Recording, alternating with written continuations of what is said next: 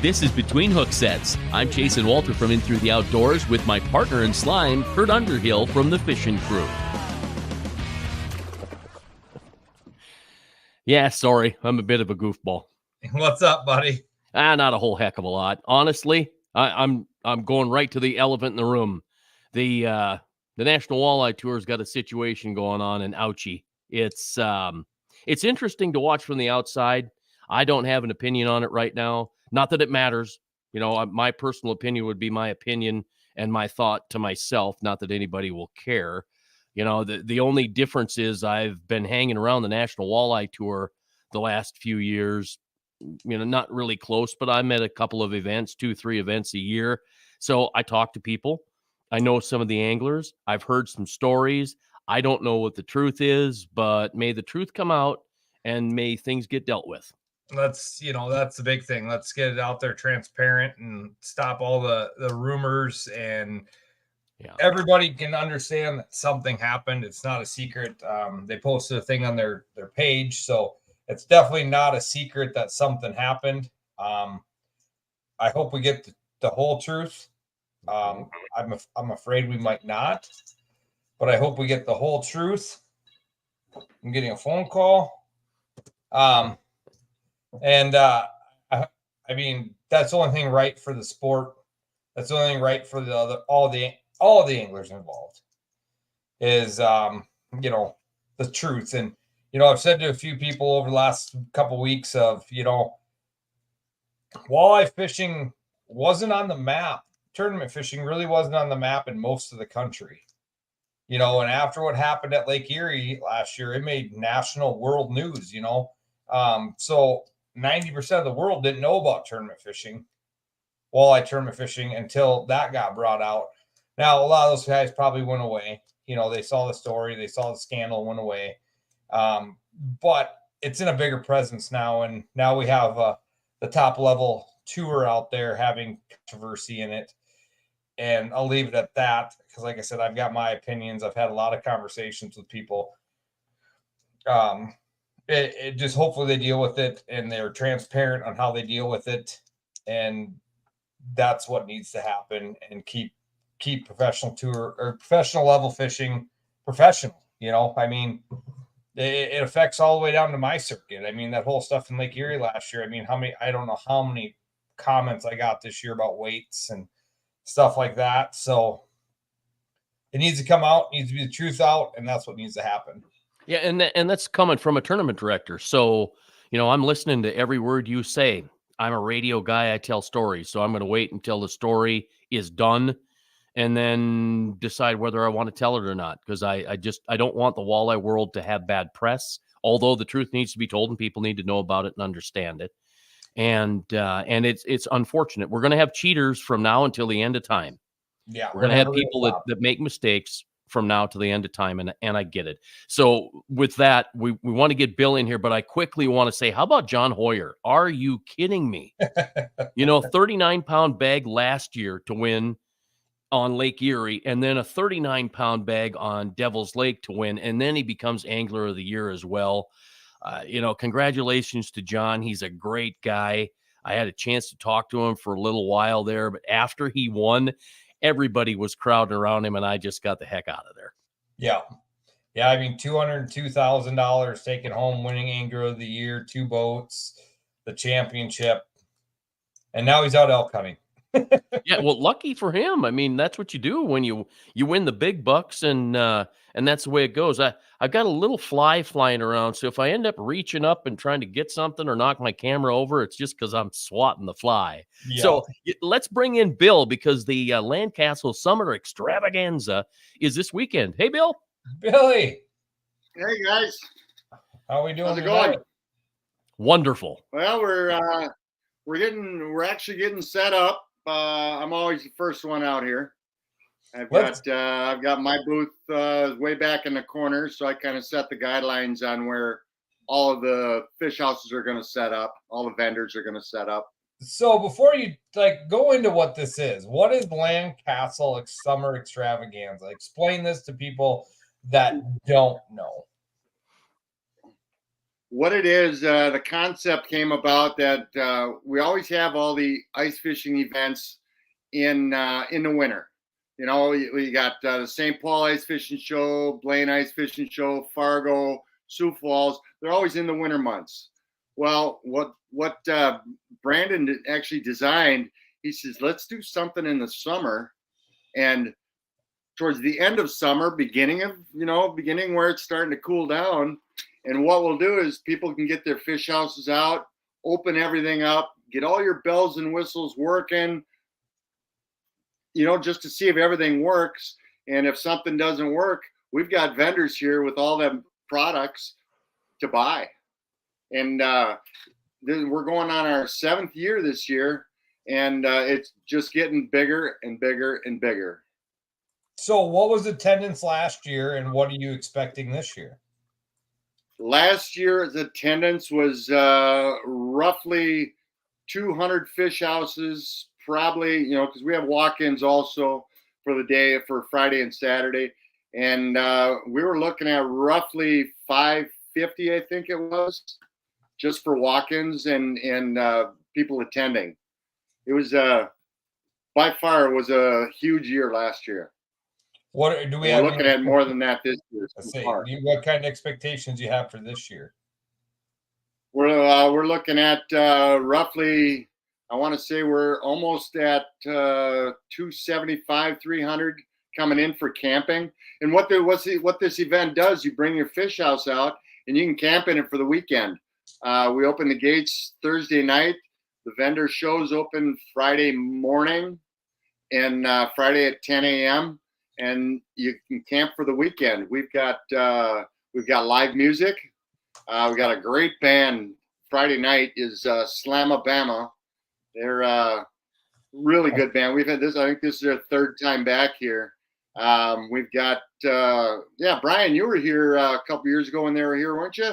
Yeah, it was fantastic. Here, let me just show you a little bit. This is a nighttime shot that I took, and I think it was 2021. And that was from the top of another ice shack. I think I was on top of one of the team lodge, and it was very picturesque. It's pretty amazing. You take a look at the vendors. I think I got a couple shots here of vendors in a row. Yep. Oh wait! Hey, look at that shack on the left there. What is that? Who is that guy? Seriously? It is. That's the guy. I'll have my other shirt on come Friday and Saturday. I've seen unwanted posters. Yeah, no doubt. Yeah, it's a great time. Exactly. Bill, I have to admit, it's one of those things. I would be at every one, but my schedule got flopped, and things are different for me now. No. And so I miss out on it, and it really bums me out because I do love the concept. Bring your ice house. If something doesn't work, if you've got that fuse or you've got that relay or whatever it is that isn't working, if you've got a bad thermocoupler, whatever it happens to be, you can get that thing fixed before it even gets cold out and you hit the ice. I love the concept. Yeah, and we do have some of the major fish house manufacturers out here. They're going to be bringing a lot of the new shacks out this year. So people want to trade in, or like I said, we got all the walk-ins that come in. Oh, I want that one. When can I get that one? Or can I order that one? You can do all that right here. We've even got a vendor out here that'll start all your finances for you. Oh, no kidding. And insurance. It's going to work out really well. Well, and when you mentioned insurance, I just learned from my insurance guy in Shakopee that I shouldn't have my ice house on my automotive policy, that I should have something separate. So I'm learning that there are better ways to do things. So you might learn something there. It's altogether possible. You're going to have Ice Castle there. You'll have Team Lodge there. Anybody else? Other vendors? We've got Glaciers, the Yetis. Core Ice is going to be here. Nordic Lodge. We got the dealerships are bringing out their latest and greatest fish houses this year. Cool. Is Polar Fox going to be there? They've got skid shacks. What's that? Is Polar Fox going to be there? They've got the skid shacks. I'm not sure if they were going to make it this year. Okay. I didn't see them on the list. Well, the music is fun.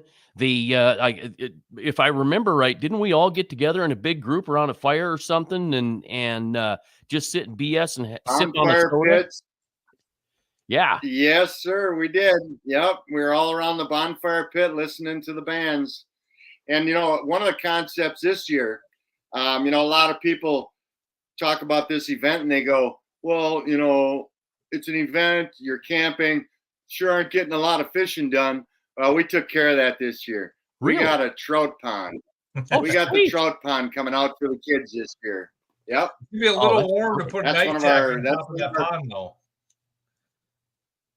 What's that? It'll be a little warm to try to put an ice shack on top of that pond, though.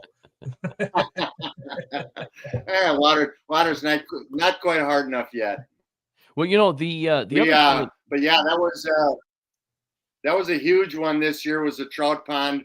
We got Clam Outdoors. They're going to be here this year with a huge display of all of their new portables, all of their fishing wear, new tackle, new rods, new reels. That was Clam really stepped it up this year. That's good to hear because Clam Lock. So Clam has the clam locks, the rod holders. They've got the bags. They've got all this stuff to trick out your shack. So it's a great time to get the stuff because they're probably going to have a little discount at the show. You'll get it in your shack, and have it ready. You could get the like the flagpoles. I think with that picture, I believe that probably every one of those flagpoles. Flagpole is here. Are they going to be there? And them that guy that sells them round covers that fit over the hole. Oh, them called Katz covers. Katz cover dude. Yeah, I think that's going to be right here, if I remember right. There he is, right there. Yeah, he'll be there. Fantastic. So we're getting ready. You start this event to break out your ice shack, get a few things ready to go. And the way it's been the last few years, it goes from hotter than heck to ice on the ground. So it won't be long. We'll be using our ice shacks. I'm fortunate enough to pull around a team lodge. I use it year round, man. It's our backdrop of our stage. It's our camper. We took it to Sturgis Motorcycle Rally. You're camping in yours. I mean, these things are built nowadays. I mean, if you watch what Team Lodge is doing, they're building these shacks not to be shacks. I mean, right. I was in Sturgis with them and they had no holes in the floor and they're selling them to people out west. I know Jason's favorite machine's the Milo. I mean, that thing is built for backcountry. So that's the other thing that people can realize is that you can use your shack year round. I mean, how many ice shacks you see now with an air conditioner on top? Definitely, because my shack gets warm enough. There's some nights I debate I'm turning that air conditioner on, but it's pretty awesome to see people utilizing these things in more than one way. Yeah, well, Kurt, they talk about that. You can't fish in a camper, but you can camp and fish in a fish house. Yep. They've got hot, cold running water, showers, bathrooms. It's, like you said, they're just amazing how far they've come. Well, Curdy, known you a long time.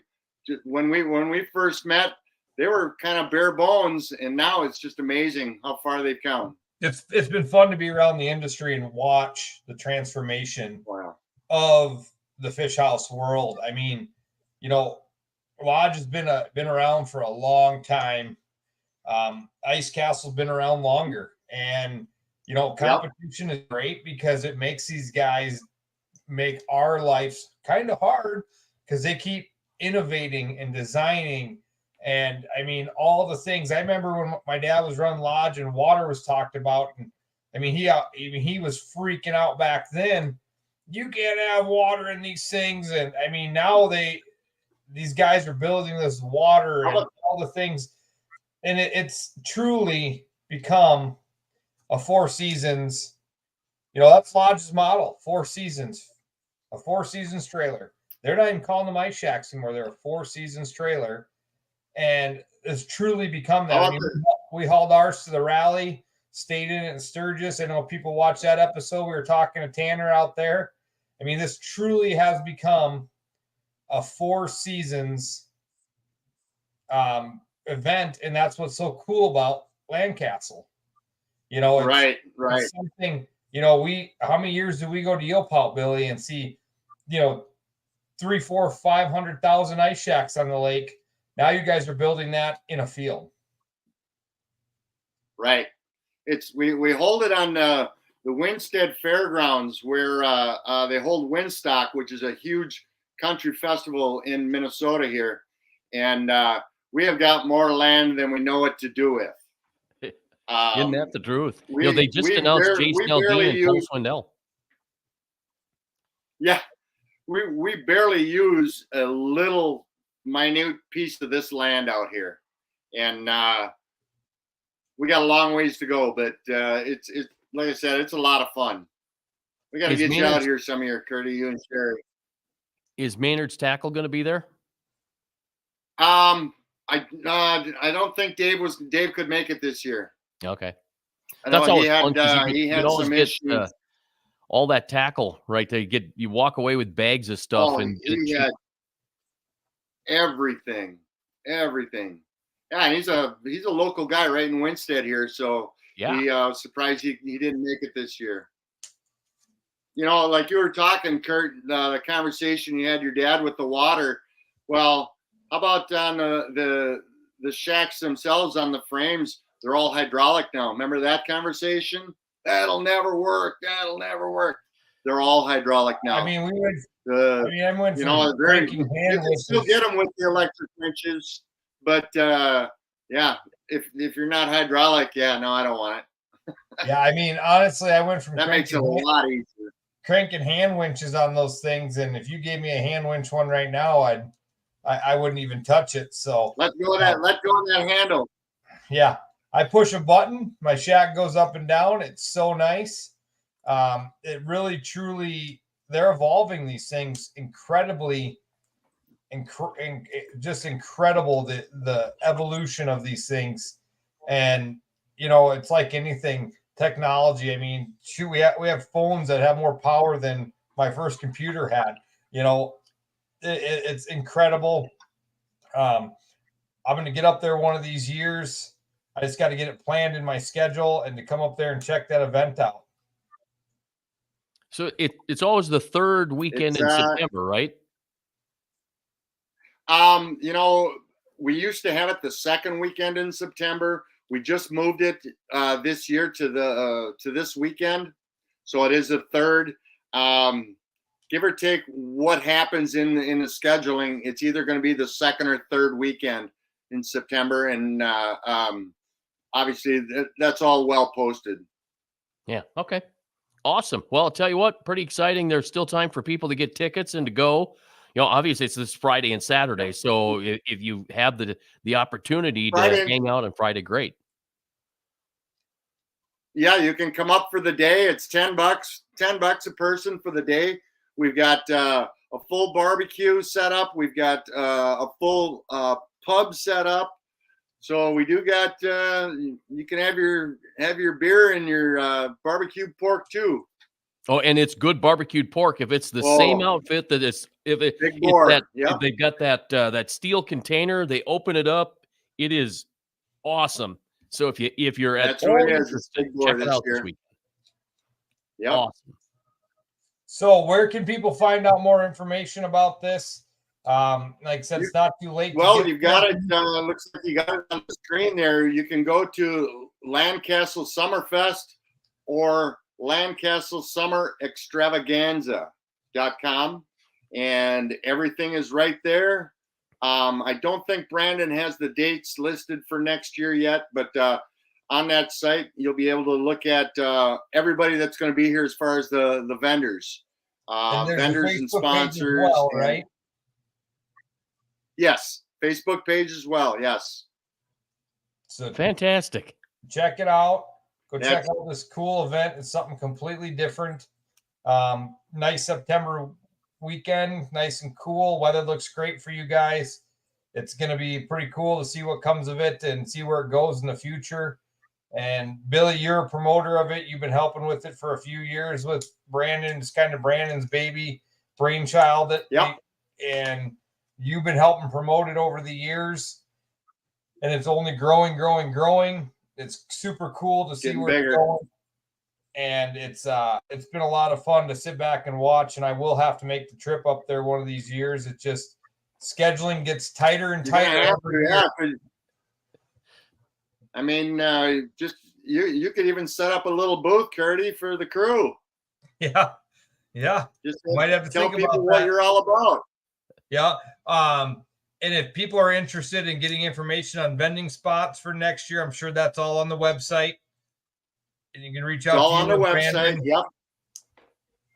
And what we do, like, show them that picture again, Brian. I basically vend right out of my fish house. That's what all the vendors do. And it doesn't have to be a fish house. It could be a camper, or you could just set up a tent and vend out of that. And that's how we do it. I mean, I'll stay in my fish house for the weekend and sell right out of alongside of it there. It's a lot of fun. Check it out. If you can't make it this year, mark it down on the calendar September on that second or third weekend, and make sure you have that weekend free. You'll enjoy it. It is a blast. Bill, it's great to see you. Yeah. Hey, you guys, great seeing you. Thanks, buddy. Thanks Take a lot care. Have for fun this weekend. All right. See you guys. All right. We'll see you later. Kurt, have a good one. You Enjoy too, man. All right. You too. We'll see ya. We'll talk soon.